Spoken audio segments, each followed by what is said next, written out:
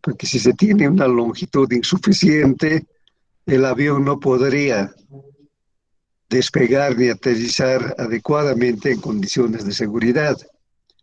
Para hacerlo, seguramente tendría que disminuir su carga utilizable, lo cual económicamente no es bueno.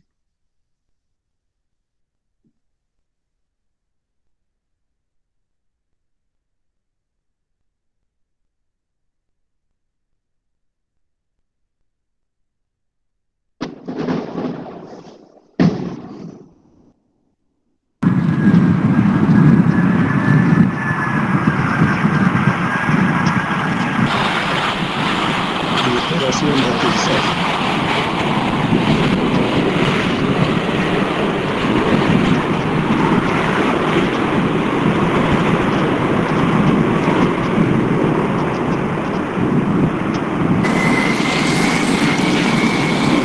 Nuestro modelo de avión, el 737, en operación de despegue.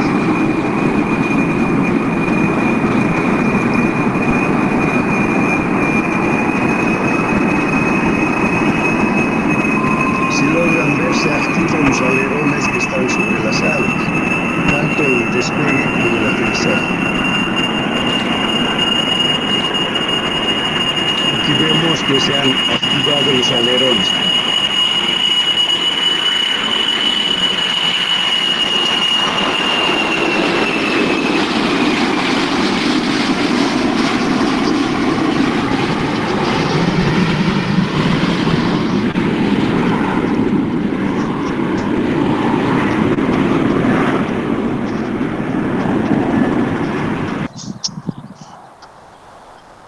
Otro avión en proceso de aterrizaje.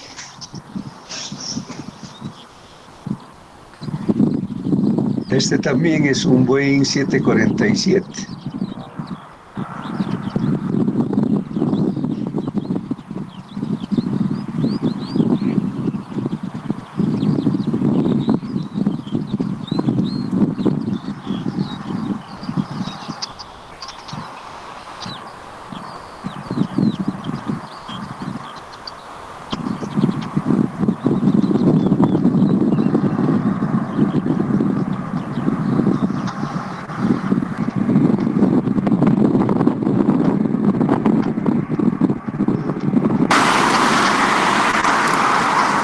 Otra operación de despegue.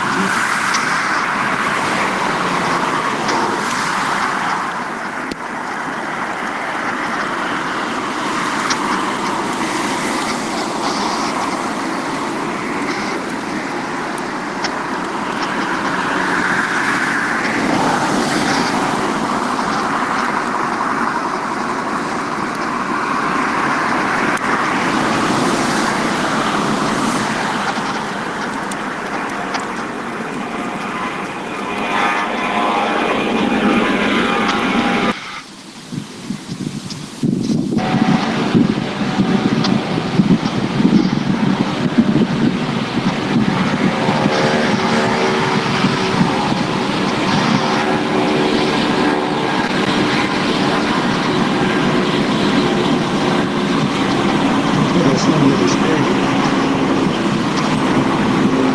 Este es un avión 767.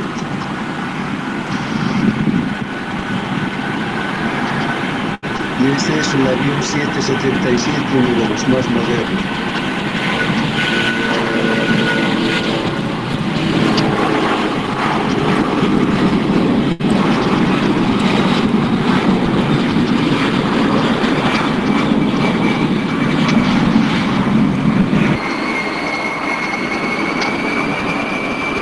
Este es un avión ruso, un modelo de la fábrica Antonov.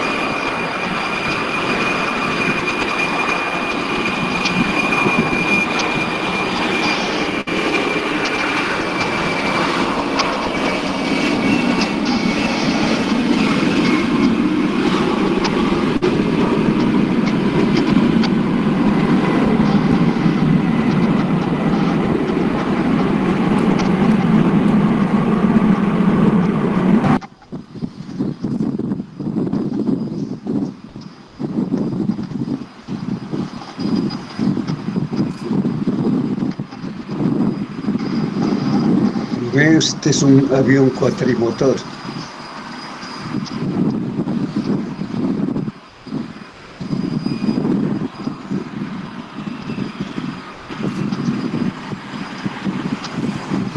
También ruso, ¿no?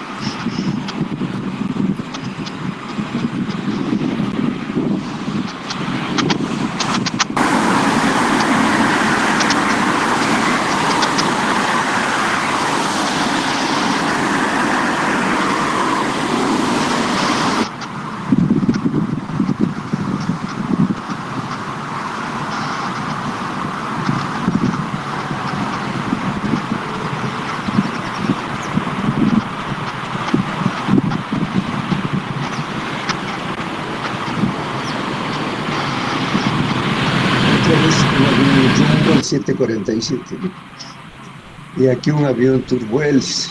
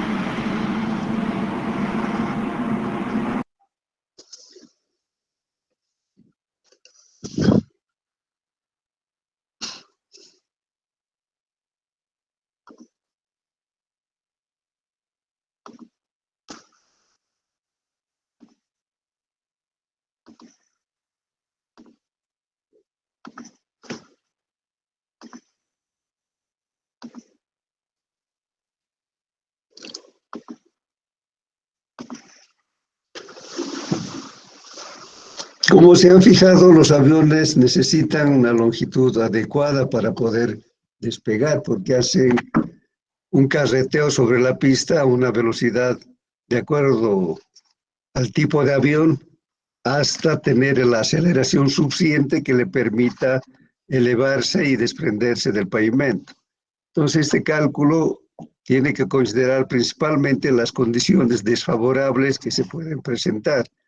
En los métodos de diseño se considera que en la operación de despegue pudiera fallar una de las turbinas.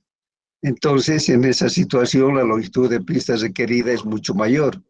Por eso es que en general, cuando se realizan operaciones normales, parece que la longitud de la pista fuera exagerada, pero no es así, sino que se ha calculado para condiciones adversas que se podían presentar durante el funcionamiento del aeropuerto. Entonces vamos a ver qué parámetros de performance han considerado los ingenieros aeronáuticos, porque este cálculo, esta forma de cálculo ha sido desarrollado por ingenieros aeronáuticos, porque tiene que ver con el desempeño y el rendimiento de las turbinas. Entonces, lo que los civiles hacemos es aprovechar todo este trabajo que han hecho ellos y que nos presentan en forma de ábacos o de tablas. Entonces, tenemos estos términos operacionales, que es la velocidad de decisión V1, la velocidad segura de despegue V2, la velocidad de rotación BR y la velocidad en el punto de despegue BLOF. Aquí podemos ver cómo se suceden estas velocidades. Al empezar la operación, el avión va a estar en el punto A. Entonces, el piloto lo que hace es revisar todos los sistemas del avión y si todo está bien, va a empezar a moverse y también simultáneamente empieza a acelerar. Cuando ha llegado al punto B, el copiloto que está al lado le va a decir que no hay ningún problema, entonces continúa el despegue sin ninguna dificultad. Entonces va a llegar al punto C, que es la velocidad de rotación. Las velocidades se van incrementando. Cuando llega a la velocidad de rotación, quiere decir que el tren de nariz ya se puede elevar. y cuando continúa la aceleración y cuando llega al punto D, el avión se ha desprendido del pavimento. Entonces, decimos que ha llegado a la velocidad en el punto de despegue. Sigue acelerando, cuando ya el avión se mueve con una pendiente ascendente. Cuando ha llegado al punto Z, va a alcanzar la velocidad V sub 2, que es la velocidad segura de despegue. Este punto está todavía dentro del aeropuerto. Entonces aquí tendría que haber alcanzado como mínimo 10.70 metros sobre el terreno de la pista. Y luego va a continuar acelerando el piloto hasta llegar a la altura de crucero, por donde es la altura con la que se va a trasladar hasta el aeropuerto de destino.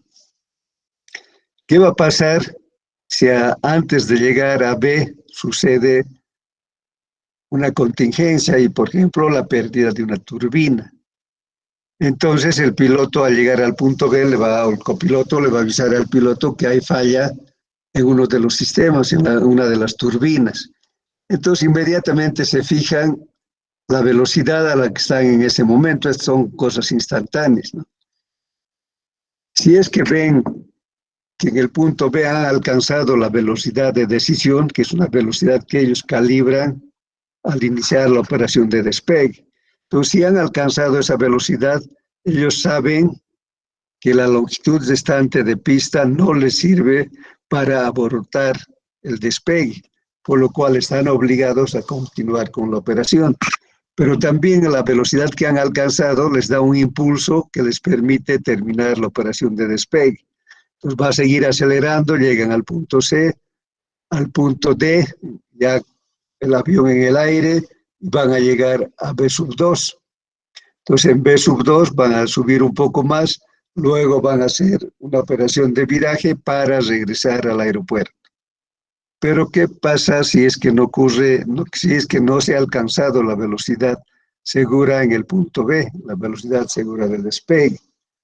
Entonces el piloto, una vez que le ha anunciado el copiloto que hay una falla en las turbinas y que no han alcanzado la velocidad de decisión B sub 1, el piloto sabe que con la aceleración que tienen en ese momento no les da para despegar, pero saben también que con esa velocidad anterior a la velocidad B sub 1, tienen una longitud de pista que les permite abortar el despegue y hacer que la aeronave se estacione o termine el proceso y se detenga en algún punto de la pista.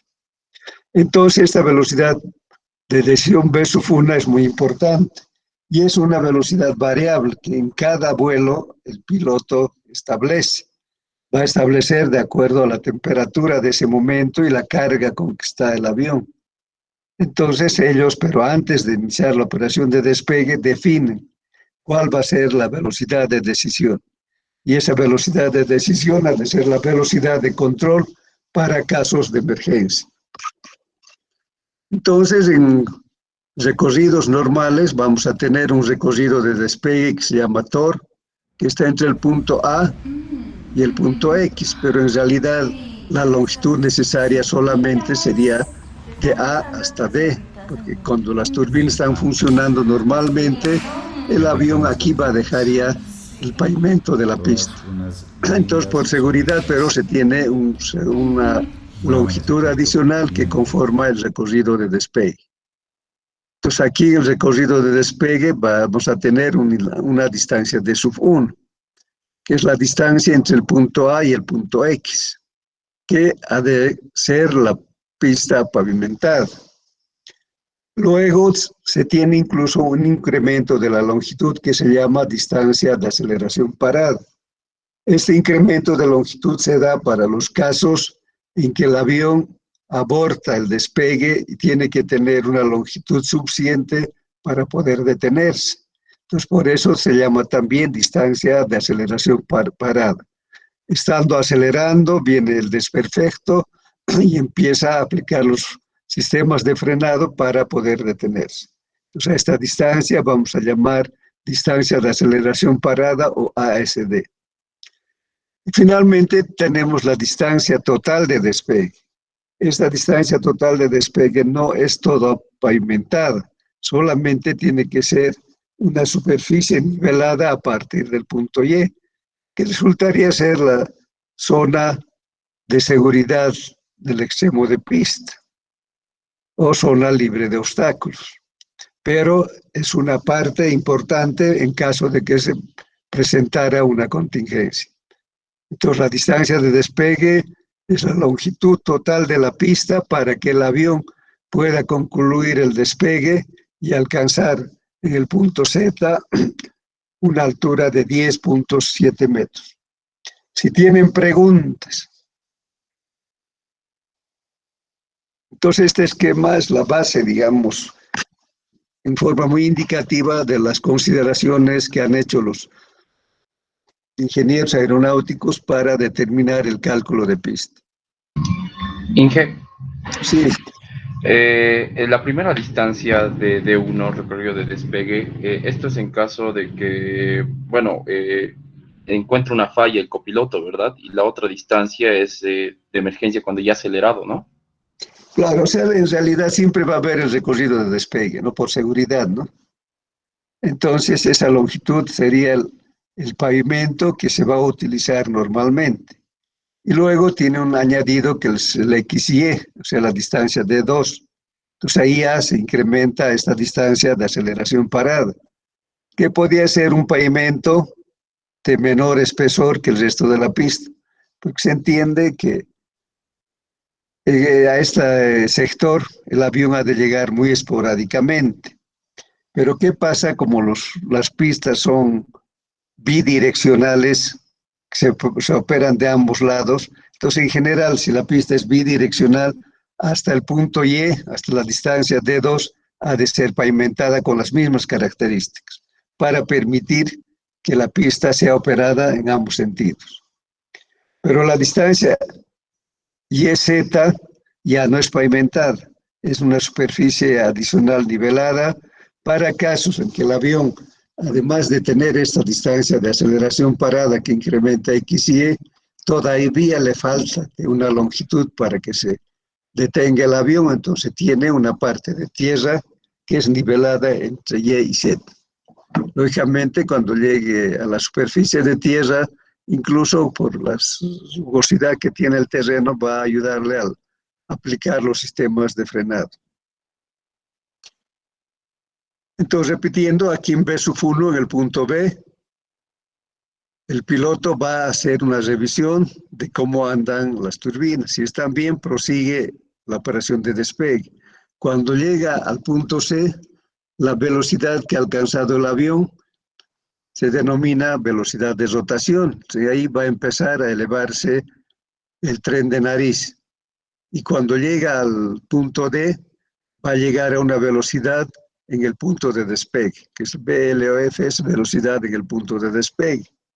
Va a seguir acelerando hasta llegar a V2 en el punto Z, que es la velocidad segura de despegue.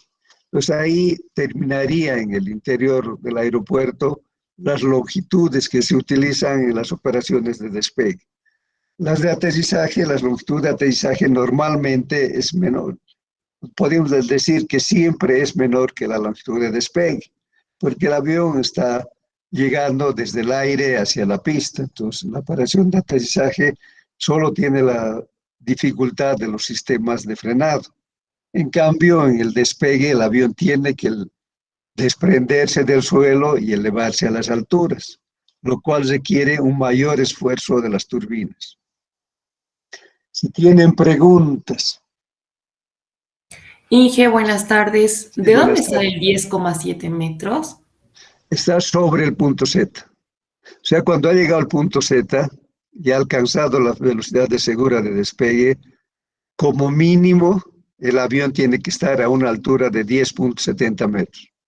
Entonces va a proseguir el despegue y va a ir ya hacia la velocidad y la altura de crucero. Si Sin tienen importar el otros, tipo de avión, es directamente esa la regla, digamos. sí, es claro, como el cálculo de longitud de pista siempre se hace para un determinado avión. no es un cálculo general. Lógicamente que cuando tengamos una flota de aviones que va a operar en el aeropuerto, lo que vamos a hacer es calcular la longitud para el avión más exigente o para los dos aviones más exigentes. Si se cumple para el avión más exigente, que normalmente va a ser el de mayor capacidad de carga, entonces los otros aviones más pequeños, lógicamente, van a tener las longitudes necesarias para operar con seguridad. Si tienen otras preguntas.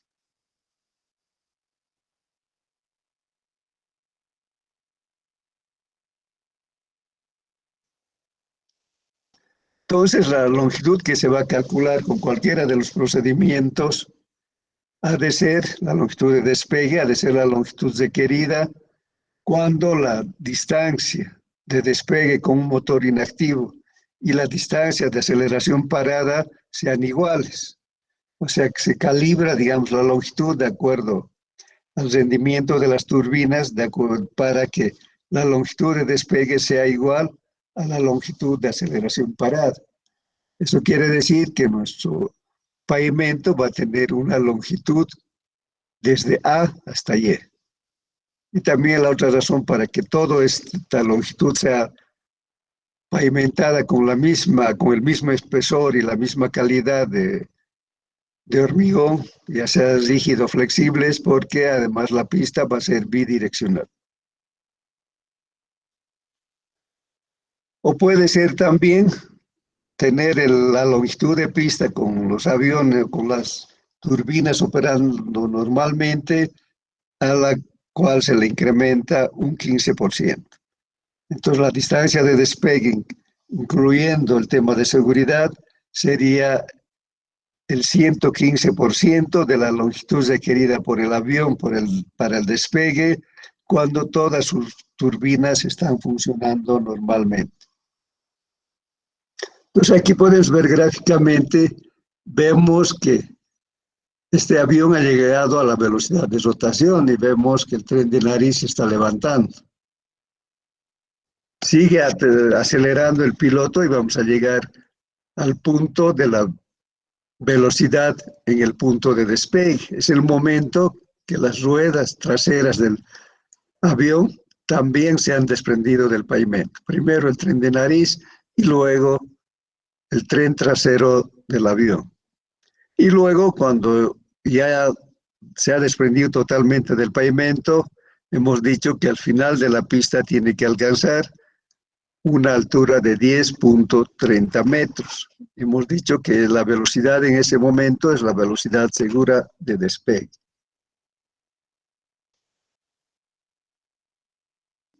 La longitud de aterrizaje es más sencilla. Entonces dice que la longitud de aterrizaje debe ser tal que el avión pueda detenerse completamente utilizando solo el 60% de la longitud requerida con todos los motores funcionando. Esto en general se va a cumplir porque la longitud que nos da el despegue es mayor. Y en los aterrizajes, lógicamente, la longitud utilizada ha de ser menor.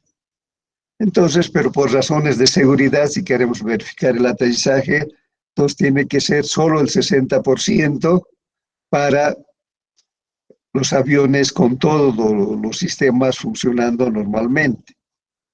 O sea, eso quiere decir que vamos a dividir esta longitud con todos los motores funcionando entre 0,6 para tener la longitud que nos dé una mayor seguridad.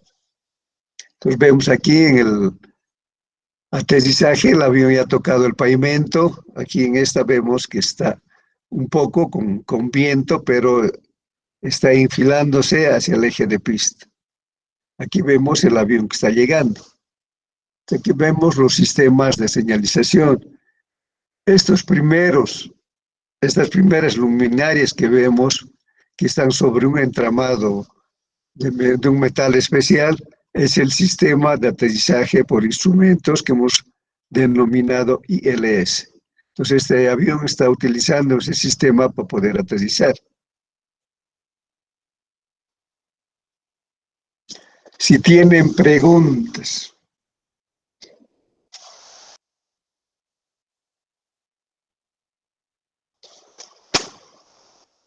En el anexo 14 van a encontrar que hay un procedimiento para calcular la longitud de pista y es la forma más sencilla de calcular esta longitud, pero solo va a ser útil en aeropuertos que se encuentren muy cerca al nivel del mar. Entonces, este método parte de la longitud requerida por el avión al nivel del mar en condiciones de atmósfera tipo. Hemos dicho que la atmósfera tipo se da al nivel del mar con una temperatura de 15 grados centígrados y una presión atmosférica de 760 milímetros de mercurio. Entonces, ese dato nos va a dar el fabricante en esas condiciones óptimas. Entonces, esa longitud vamos a corregir por elevación. Entonces, por elevación, vamos a incrementar la longitud básica en 7% por cada 300 metros de altura sobre el nivel del mar. Entonces, cada que nos alejamos 300 metros del nivel del mar, incrementamos la longitud en 7%. Luego de haber corregido por elevación, tenemos una longitud corregida por elevación. Pues vamos a corregir por temperatura. Para la corrección por temperatura nos dice que debemos incrementar la longitud en 1% por cada grado centígrado que la temperatura de referencia exceda a la temperatura estándar. La temperatura estándar es una temperatura de verificación o de comprobación de turbinas. En cambio, la temperatura de referencia es un dato real de las máximas temperaturas que se dan en un determinado lugar. Entonces, vamos a sacar la diferencia entre la temperatura de referencia y la temperatura estándar que corresponde a la altura en que se encuentra el aeropuerto. Y vamos a incrementar en 1% por cada grado centígrado de diferencia entre la temperatura de referencia y la temperatura estándar. Si tienen preguntas.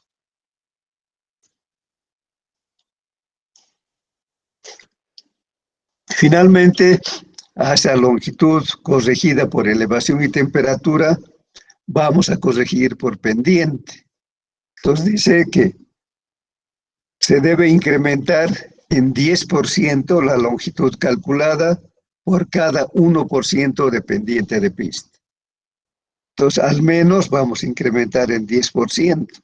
Si el pavimento está respetando las pendientes máximas longitudinales, que es 1%, entonces incrementaríamos un 10%. Y si tuviera una pendiente longitudinal mayor, entonces también el incremento por pendiente ha de ser mayor. Decíamos que este método tiene una limitación de altura. Entonces, las correcciones por elevación, temperatura y pendiente exceden al 35% de la longitud básica, el método no es válido. Tenemos que recurrir a otro método. Como dice aquí, dice que las correcciones por elevación, temperatura y pendiente no debe exceder de 35% para que el procedimiento sea válido. Si tienen preguntas.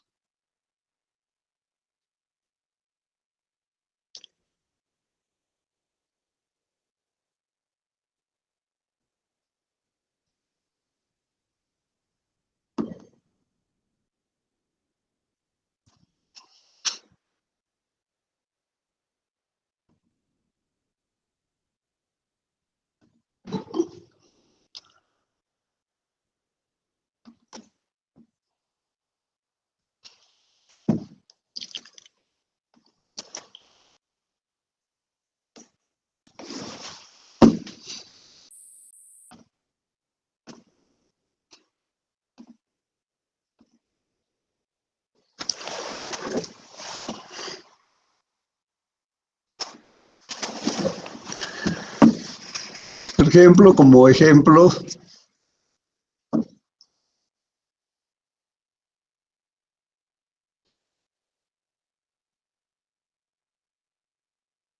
la longitud básica del avión, que hemos dicho ya es condiciones de atmósfera tipo, es igual a 1800 metros.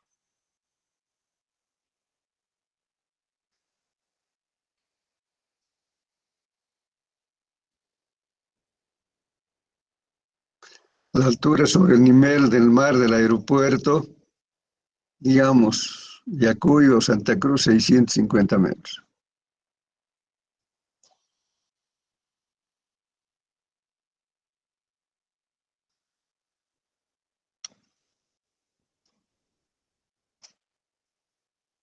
La temperatura de referencia, 24 grados centígrados. Pero es poco para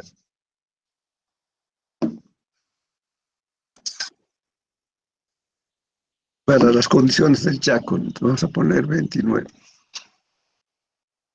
Entonces tenemos esos datos para determinar la longitud necesaria en esas condiciones de altura y temperatura. Entonces, lo primero sacamos la temperatura estándar. La temperatura estándar es la temperatura de la atmósfera tipo, pero en este caso tenemos que sacar a 650 metros sobre el nivel del mar. Entonces va a ser 15. Hemos dicho que tiene un diferencial térmico negativo, que es igual a 0,2065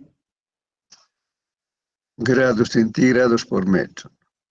Eso multiplicado por la altura a la que se encuentra el aeropuerto, que sería 650.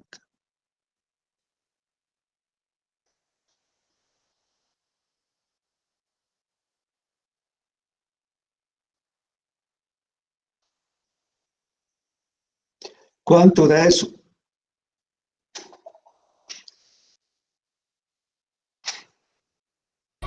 $10.78. 11 pondremos redondeado.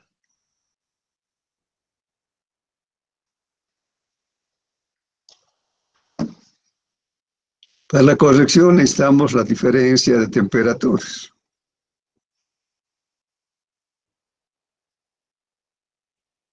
Que sería la temperatura de referencia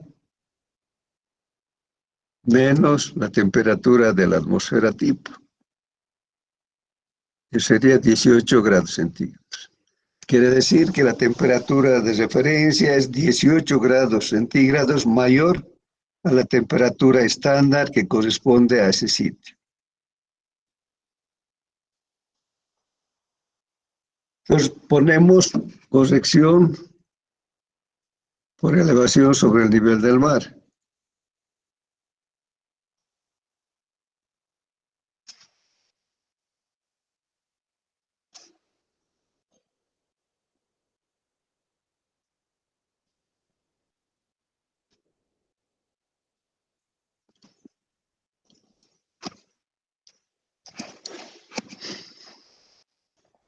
La longitud corregida por elevación ha de ser igual a 1800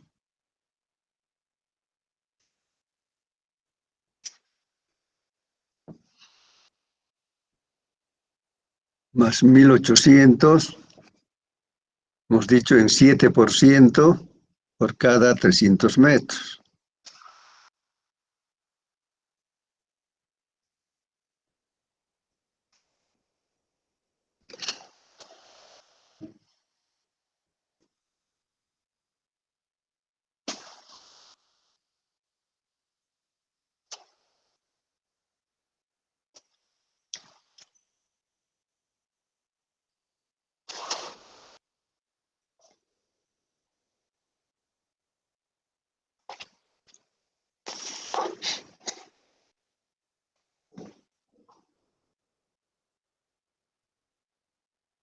$1800.42. No, no puede ser.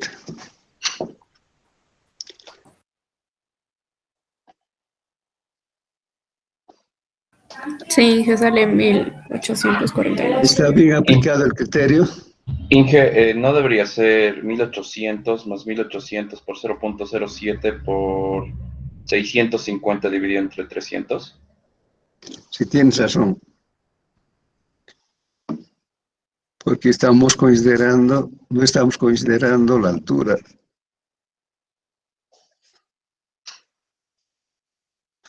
Por eso está saliendo muy bajo, ¿no?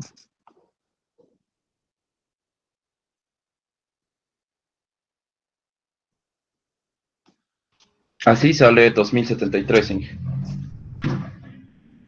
2073 metros. Así está correcto. Entonces, esta longitud corregida por elevación vamos a corregir por temperatura.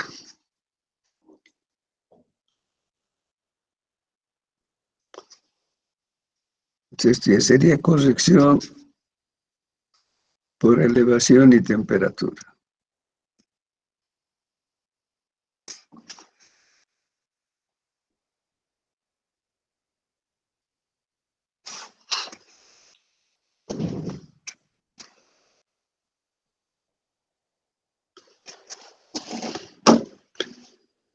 ¿Qué dice? 1% por cada grado centígrado.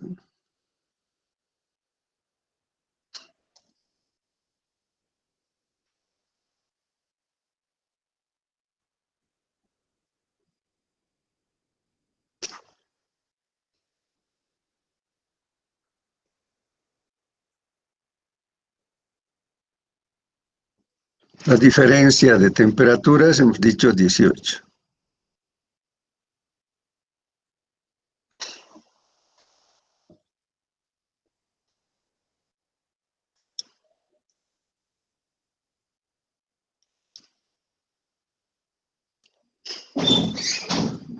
Ingeniero, ¿esta corrección por temperatura se la hace a la distancia que hemos obtenido de la corrección por elevación o directamente a la longitud base? A ver un ratito. Bueno, ya se puede ver. Por lo menos, puta, ya me quedo esta horrible ahí. No te Vente quiero. al lado. ¿Ah? Vente a este lado. Aquí, ¿no? No, no, pero está pues, es que yo sé que tengo otra persona que quiere hablar. Aquí es igual es en el medio, doctor. Cajones. Hay una bulla. Ah, es esto, sí. Ven para que se está por este significado. Ya le están para uno. Los dos fuertes que curaron están en el. Con nosotros no están haciendo nada. Van a romper con ustedes. Esta la tonta y todo esto va a seguir aquí más. Claro, el día que sea porque es tuyo. Sí, no. Este es ahí también. No lo necesitamos. Pero ¿dónde? Ahí, la solución sería llevar a eso. Cuando el espacio cuando y esa ambiente ahí, la de la más. No es pero le decía a ellos, ¿cómo se puede llevar allá? Después hablar de los sitios, pero ahí hay que almacenar todas las cosas viejas. Continúas hablando de allá que saber. Porque esto se ocupa acá. No, no es personal, es por polo y las páginas es llegar al polo. Pero no, que no hay afuera, ya tenemos sí, sí. Echar al polo alto. Así que es todo lo que quiero de mí, no es así, a la compra. No es para estar ahí, quizá un autorión netamente técnico, ¿no? Sí, y tienen a su vez estaba bien, me imagino, acá. Después fuimos a juguetes, nos ha dado lugar a todo este campo. Ah, grande, ¿no? Ahí estoy de falta, ¿verdad? Estoy de falta. El otro día no sé, canto, ¿no? Más o menos. Para mí es un pedazo de metal. ¿Quién es eso? Mientras no produzcan, no de servicios, no de lugar de trabajo en nuestra nación, va a ser apenas un pedazo de acero. Y que se ponga en servicio, así vamos a decir que sí. Pero esto es una utilidad. Está apuntada a ser pecado, ¿no? Se van a pelear esas dos, es por eso. ¿Quién diría esa discrepancia? ¿Sabes qué podrías hacer? Amontonar todo en 4 pisos. Sí, ¿no? Vale, o sea, con calma, ¿no? Si no, sí lo ponen ahí parte. Por eso es al cable, pero no nos trabajamos. Y allá, pues, la trasfican pues de ahí mismo. En vez de que vaya allá, viene aquí. Sí. El cable que es. Este muchacho dice, no, le llevaste o aquí la vez. Bastante capa de responsabilidad. O aquí, pero hay una arquitectura que se sirve para. Vamos a hacer cosas. Y esto es el que y bueno, también los muchachos, no te nada, voy a jugar, ¿no? Pero lo puedes hacer, y van a hacer, no lo pasa nada afuera, no te va a hacer, no lo vas a hacer,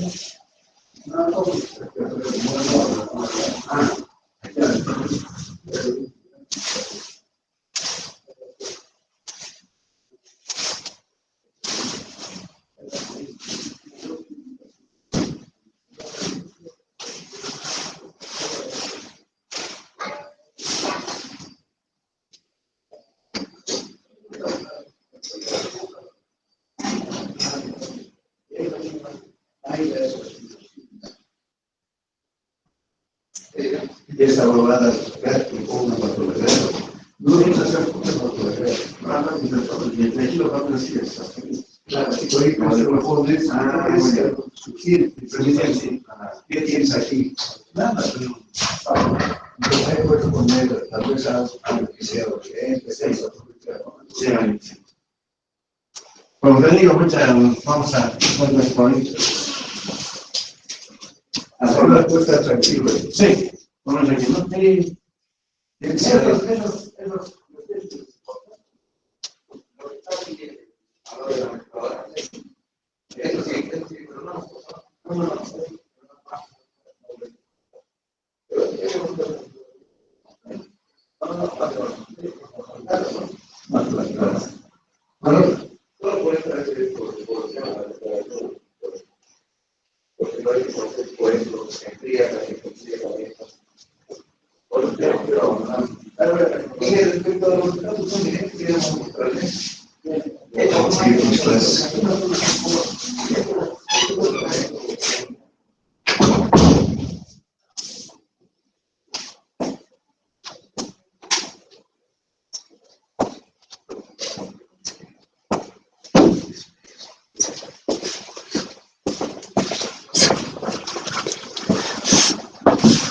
Van a disculpar la interrupción, vino el ingeniero Antesana, que es mi vecino y está con un problema al lado. Sí que me decían algo. Sí, que la corrección por la temperatura se hace directamente sobre la longitud que conseguimos con la corrección de elevación o sobre la longitud básica. No, sobre la longitud corregida, o sea, con 2073, ¿no? Pero aquí, ¿está bien esto o mal? Fíjense. Es 1 grado centígrado o 1% por cada grado centígrado de diferencia. Entonces aquí este 0,1, ¿está bien o no? Sí, estaría bien. Está bien, ¿no? ¿Y a cuánto sería? Entonces siempre la que viene después es sobre la longitud que ha sido corregida previamente, en este caso por elevación. Y cuando corrijamos por pendiente ha de ser sobre la longitud corregida por elevación y temperatura.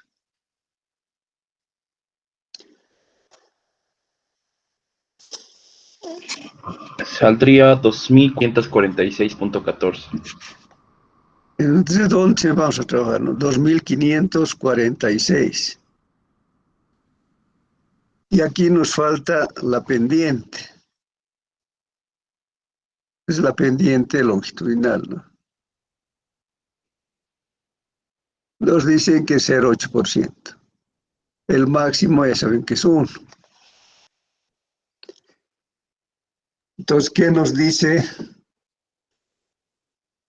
el criterio de la OASI? Que hay que incrementar en 10% por cada 1% de pendiente de pista.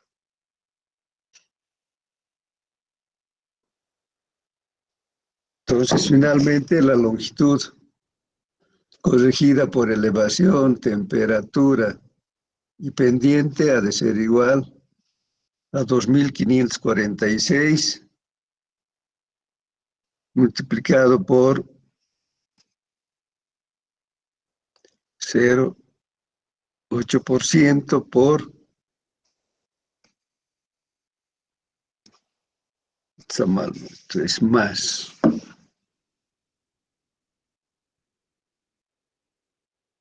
Inge, es 2446, no 500. Esto es 446.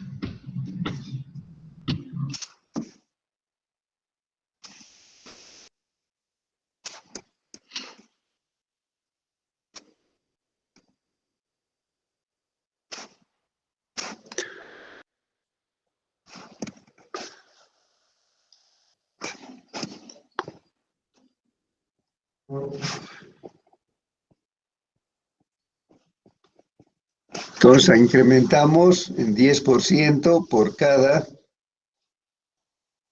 grado centígrado por cada 1% dependiente de la longitud de pista.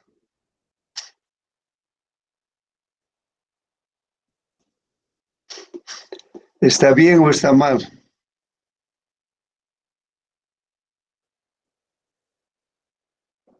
Fíjense,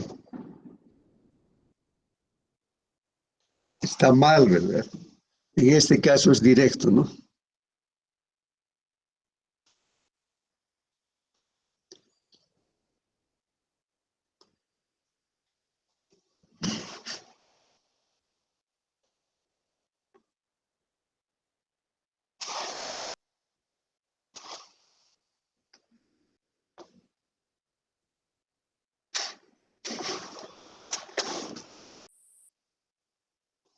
Inge, una consultita. En el 0,8% ¿no sería 0,008? No, esto es pendiente, ¿no? Dice por 1% de pendiente. Ah, ya, gracias.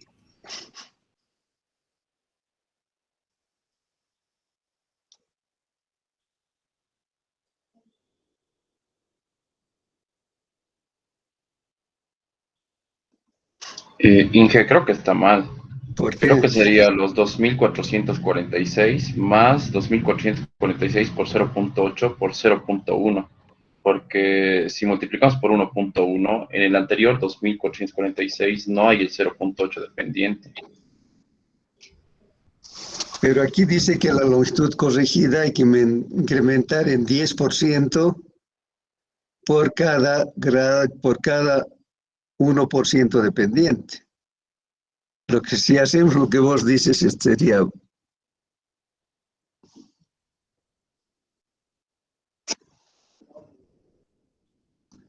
vos dices esto,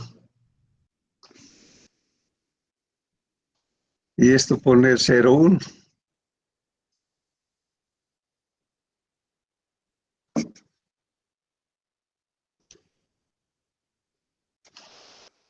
¿Es lo que habías dicho?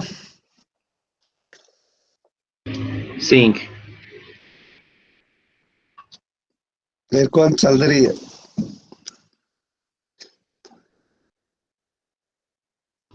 así sale 2641,68.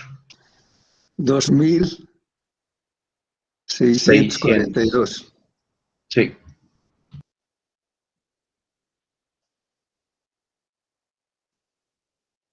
Así que pasaría si hacemos directo.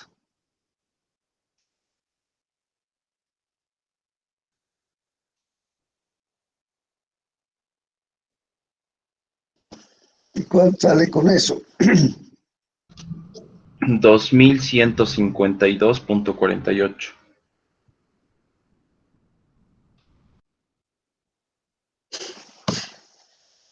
Ha disminuido más bien, ¿no? Entonces está bien el primer criterio, ¿no?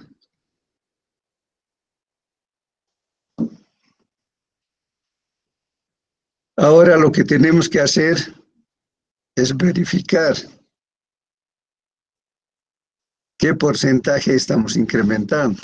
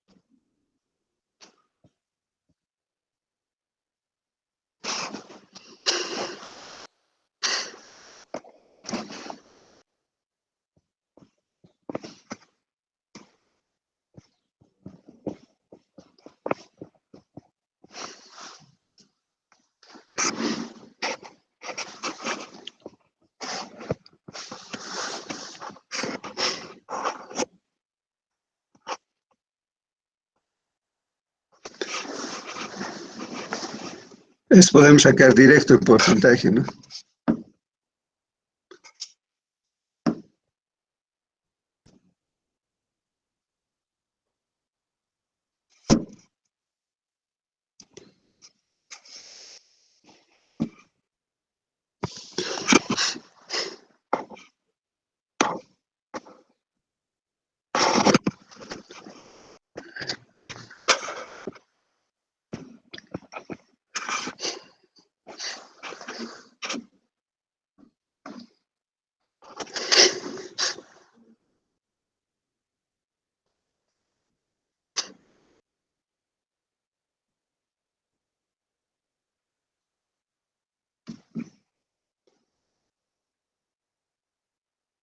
¿Cuánto sale?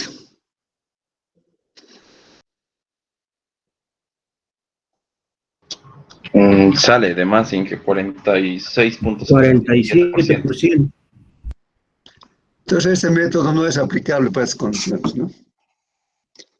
Entonces, solo va a servir en lugares muy bajos y donde la temperatura de referencia no sea muy alta. Entonces, va a ser aplicable solo para pistas privadas de avionetas, etc. Pero es el método que ustedes, si se fijan, está en el anexo 14. Si tienen preguntas.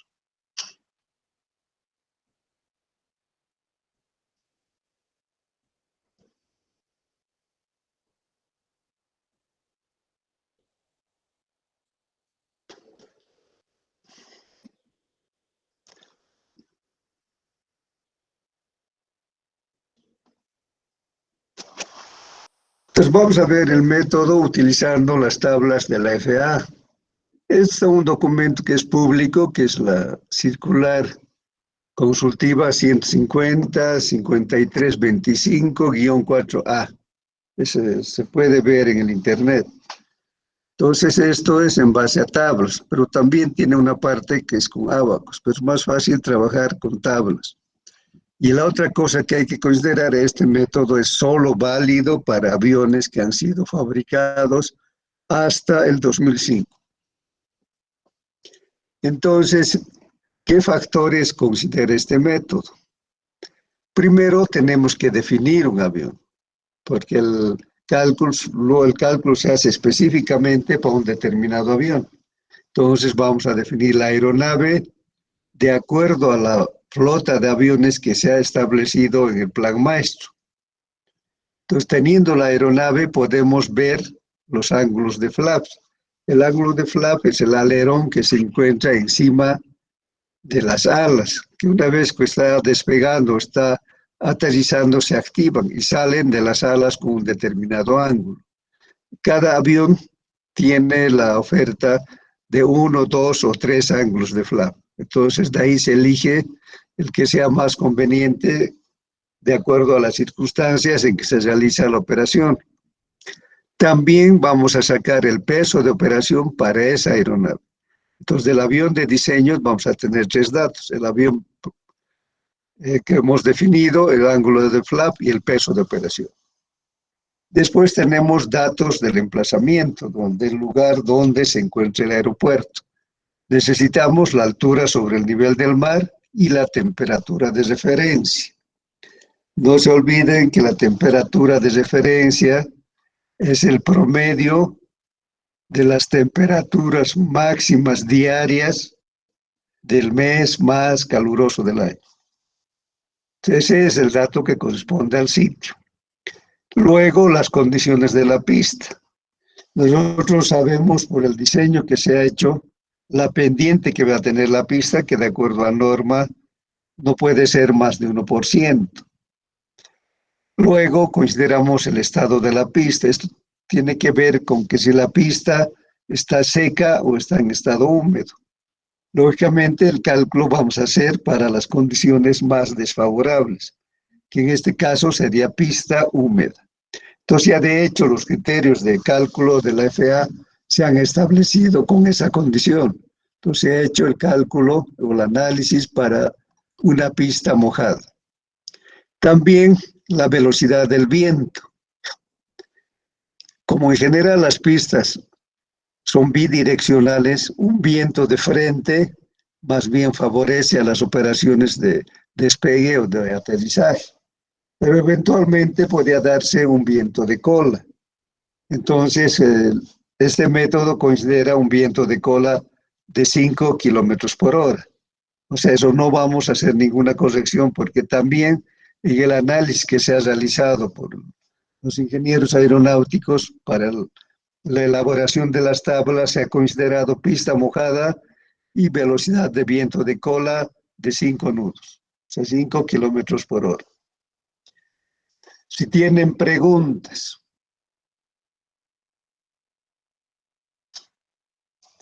Entonces hemos dicho que del pronóstico que se hace en el plan MAESO vamos a elegir los aviones más exigentes que normalmente van a ser los que llevan mayor carga. Entonces definimos el avión y para ese avión vamos a ver los ángulos de flaps que ofrece el fabricante. Entonces los flaps son estos alerones que están sobre las alas y que se activan a un determinado ángulo tanto en el aterrizaje como en el despegue. Entonces estos alerones o flaps tienen la finalidad de mejorar la sustentación del avión en ambas operaciones. Entonces, cuando el avión se está empezando a despegar, los flaps se van a activar hacia afuera y hacia abajo, en un porcentaje que define el piloto de acuerdo a la velocidad de despegue. Para el diseño, vamos a elegir el menor ángulo de flaps, porque el ángulo de flaps es inversamente proporcional a la longitud de pista. A mayor flap, menor longitud de pista, porque un mayor ángulo favorece a las condiciones aerodinámicas del avión, lo cual hace que requiera menor longitud en el pavimento. Pero a nosotros nos interesa que el aeropuerto, que la pista sea operable en todo tiempo. Por eso vamos a utilizar el menor ángulo de flap.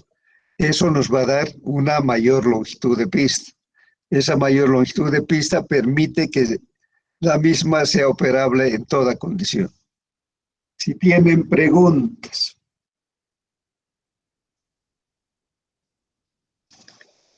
Luego vamos a tener el peso de operación, que lo vamos a ver luego. Otro factor fundamental y que tiene que ver con la ubicación del aeropuerto es la altura sobre el nivel del mar. Entonces, a mayor altura sobre el nivel del mar, le corresponde una mayor longitud de pista. O sea, hay una relación directa entre la altura sobre el nivel del mar y la longitud. Se incrementa la altura y se incrementa la longitud de pista. ¿Y por qué ocurre esto? Que el rendimiento de las turbinas está en función del oxígeno que absorben. Entonces, la densidad del oxígeno depende de la presión atmosférica. A mayor altura hay menor presión atmosférica. Eso quiere decir que la densidad del oxígeno disminuye. Por tanto, el avión con el rendimiento disminuido de las turbinas lo que hace es requerir una mayor longitud de pista. Por eso es que más altura, más longitud de pista. Porque para elevarse, como la turbina ha disminuido su rendimiento por una menor densidad del oxígeno, entonces se compensa con una mayor longitud. En general, a mayor altura sobre el nivel del mar, necesitamos mayor longitud de pista. Decíamos, por ejemplo, que en Trinidad, que está a 250 metros sobre el nivel del mar, la longitud para un avión 737 es 1800, de 1800 a 2000, digamos.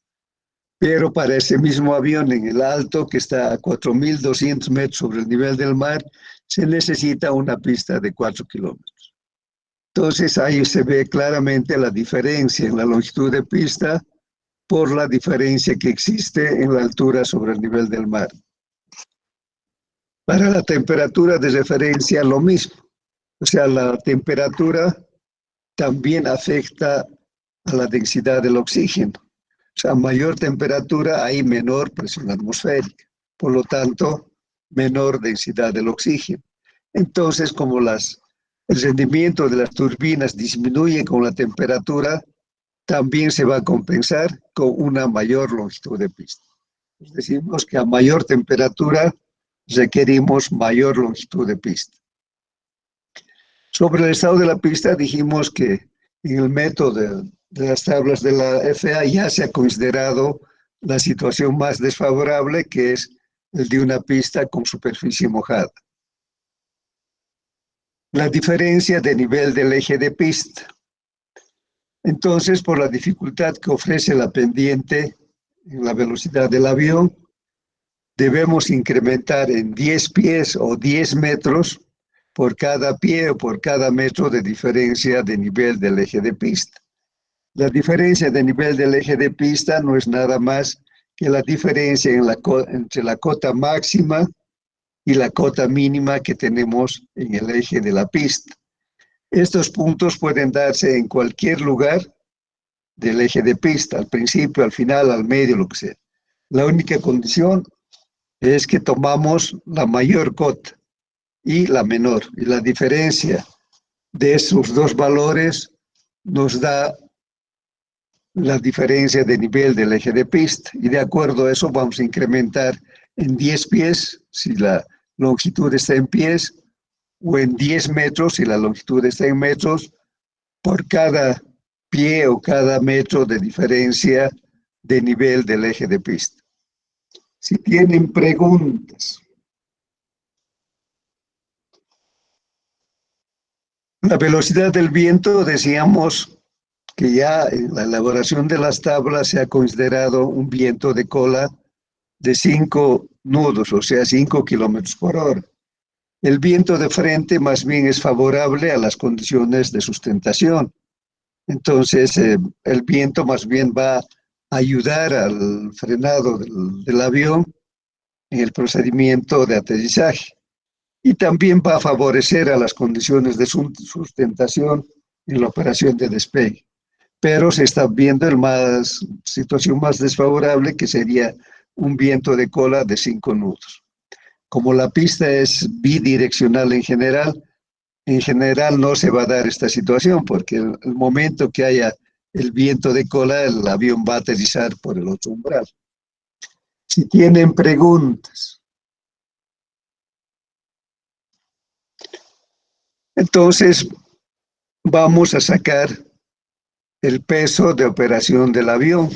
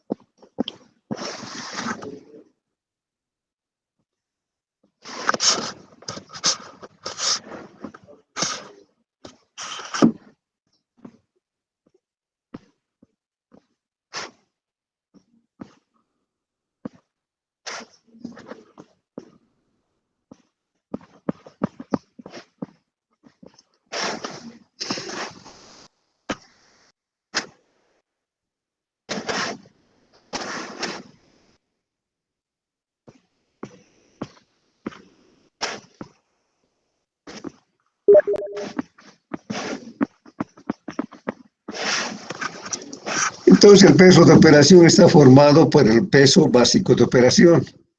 El peso básico de operación es el peso del avión sin los pasajeros, pero incluye el peso de la tripulación. Además, incluye los sistemas de seguridad. En ahí vamos a tener las máscaras de oxígeno y, de acuerdo al vuelo, también los sistemas de seguridad para casos en que el avión pudiera caer al mar. Van a tener sus salvavidas sobre el asiento de cada pasajero. Todo eso tiene un peso. Además, se incluye el peso de los refrigerios o alimentos que se dan a los pasajeros durante el vuelo. Entonces, ha de ser peso del avión vacío, más tripulación, más elementos de seguridad, máscaras de oxígeno y salvavidas, más elementos de atención al pasajero. Luego tenemos peso del combustible de reserva. El peso del combustible de reserva va a depender, en la realidad, de dónde pretendemos dirigir el avión, si es que en el aeropuerto de destino se ha producido alguna contingencia. Por ejemplo, en el caso de Cochabamba, un avión está yendo a La Paz y en La Paz hay vientos muy fuertes o hay alguna intervención de los movimientos sociales, entonces el avión no puede aterrizar. Entonces, ¿qué va a hacer? No se puede quedar en el aire. Va a regresar a Cochabamba o a algún otro aeropuerto que esté cerca. El piloto, cuando llena el plan de vuelo, pone ahí una casilla que dice aeropuerto de alternativa. En el caso de Cochabamba, cuando se viaja a La Paz o a Santa Cruz, el aeropuerto de alternativa es Cochabamba, que quiere decir que no, si no pueden aterrizar en La Paz, regresan a Cochabamba. Lo mismo, si van a Santa Cruz y no pueden aterrizar, regresan a Cochabamba. Entonces, para ese regreso del aeropuerto de destino a Cochabamba, necesariamente tiene que haber combustible, porque si no el avión se caería. Entonces tenemos un combustible de reserva. Luego vamos a tener el peso del combustible para llegar a destino.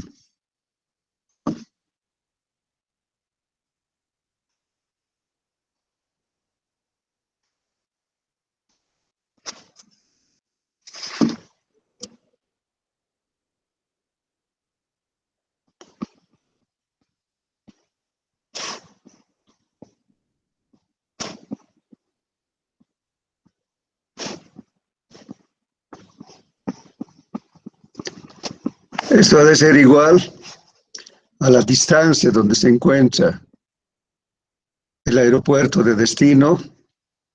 Digamos, en el caso de La Paz, son más o menos 500 kilómetros, pero se mide en millas porque el consumo específico está en millas, por el consumo unitario específico. Entonces, el consumo unitario es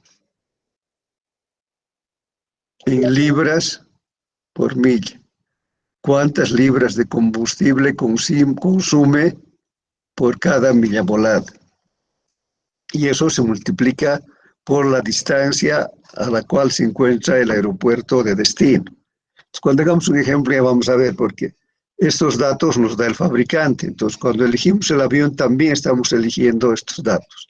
Tanto el peso básico de operación, el de combustible de reserva, como lo plantea la FAA, estos dos se juntan en uno solo.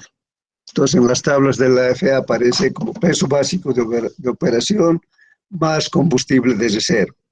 Y el combustible de reserva está evaluado en tiempo, no en distancia. Entonces, dice combustible de reserva para 1 hora y media de vuelo adicional o para 2 horas de vuelo adicional. El aeropuerto de destino es, para cada operación va a haber una distancia al aeropuerto donde está yendo el avión y el consumo específico, el consumo unitario depende de cada avión. Y finalmente tenemos el peso de la carga útil.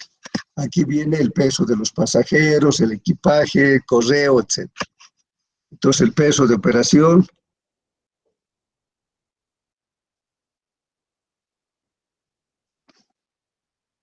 es igual a la suma de todos estos pesos, ¿no? Si tienen preguntas.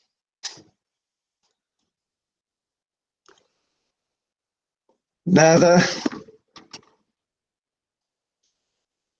Para el día de mañana tienen que traer sus textos, porque si no tenemos las tablas a la mano, no podemos hacer nada. Entonces mañana vamos a hacer ejercicios sobre cómo se calcula la longitud con las tablas de la FA. Si tienen preguntas. Inge, buenas tardes. Sí, adelante. Quería saber sobre las clases de auxiliatura. Hasta ahorita no vamos a pasar ninguna clase. No sé cómo podemos hacer eso. El problema es que nuestro auxiliar que teníamos ha hecho su predefensa y hemos quedado sin auxiliar. Voy a buscar, pero de todas maneras, el otro problema es que ha salido una instrucción de la decanatura que no parece racional, de la DPA en realidad, de que es prohibido tener auxiliares ad honorem. Ustedes saben que como la mayoría de las materias no tienen auxiliar pagado, se recurre a la buena voluntad de los estudiantes que han cursado la materia. Entonces también nos han indicado eso, ¿no? Pero a pesar de eso voy a ver si hay alguien que tiene interés en hacer la auxiliatura, si no los ejercicios van a ser conmigo.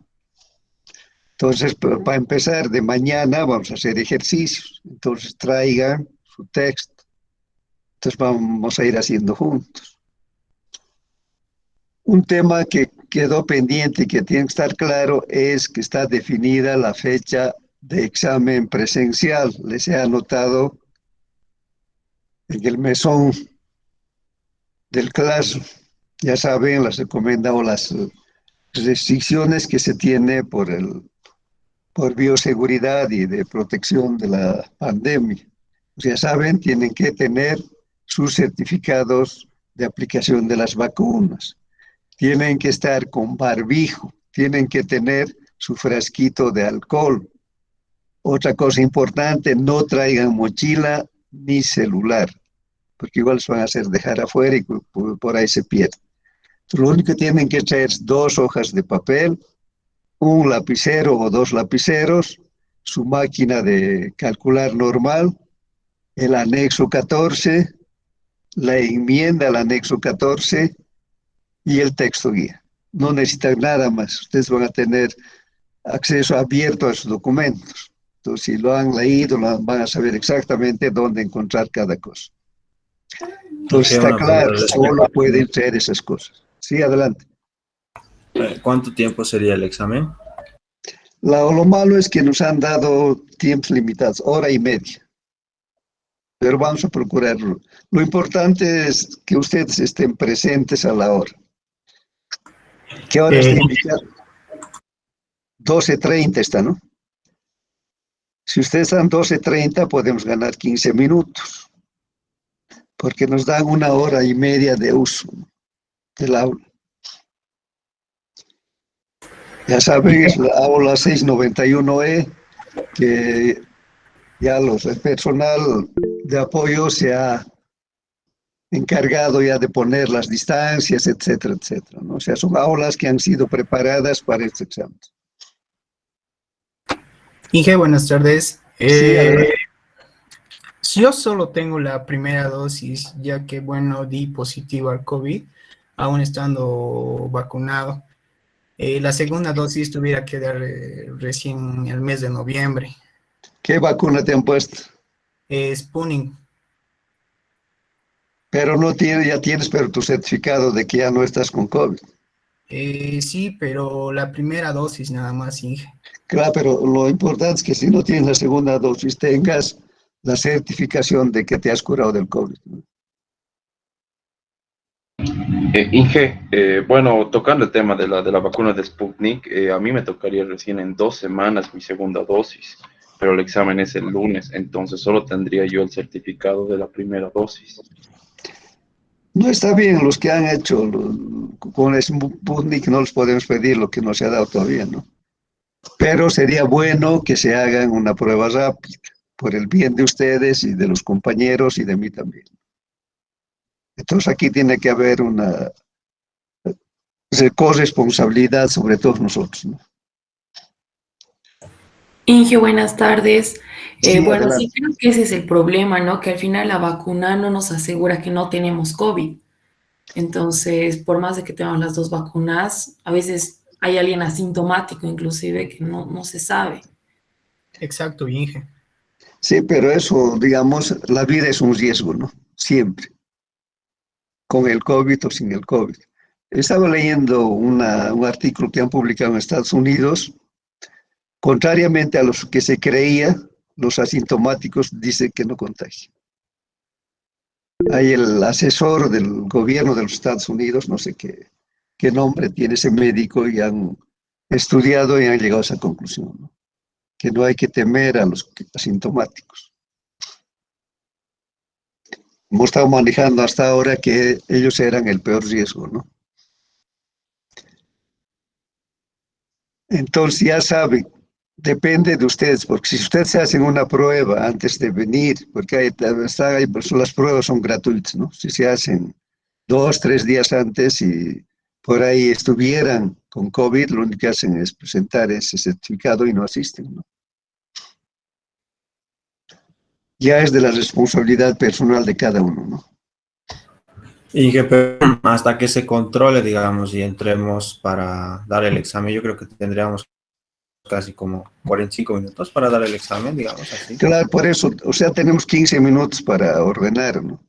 Entonces es conveniente que estén antes de 12:30, sería mejor que estén 12:45 o 12:15. Yo voy a estar desde las 12 ahí en el edificio académico, hay personal que hace el control, porque ustedes si vienen tarde no van a poder entrar, porque el primer obstáculo que tienen es en la Jordán, ahí les van a controlar.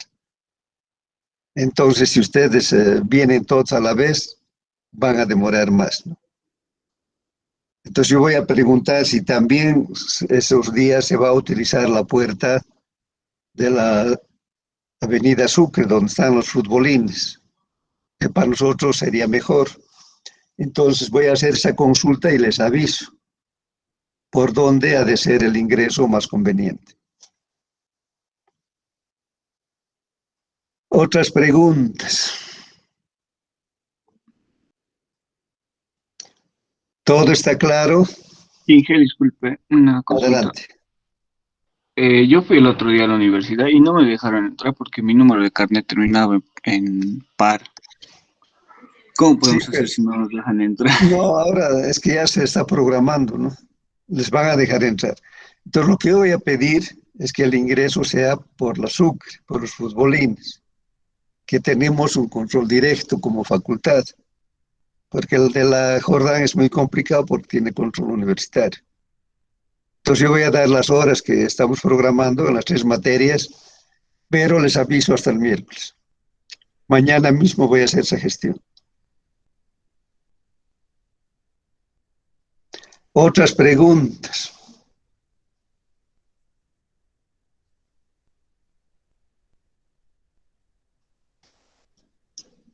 Si no hay más preguntas, quedamos ahí. Dentro de unos momentos nos encontramos en Carreteras 2. Que les vaya bien. Hasta luego.